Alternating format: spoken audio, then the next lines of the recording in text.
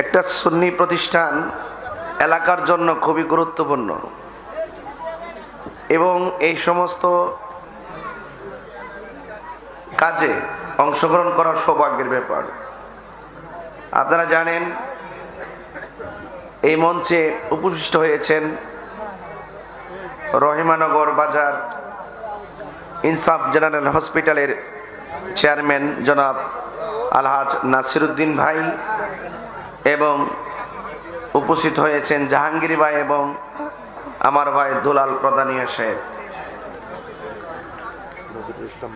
এবং নজরুল ইসলাম মন্টু ভাই সহ। আপনারা জানেন সুন্নিয়তের কল্যাণে ইমানতান্ত্রিক, সমাজতান্ত্রিক, মানবিক এই তিনটা জিনিস আমাদের ব্যক্তির জীবনে খুবই প্রয়োজন। আমাদের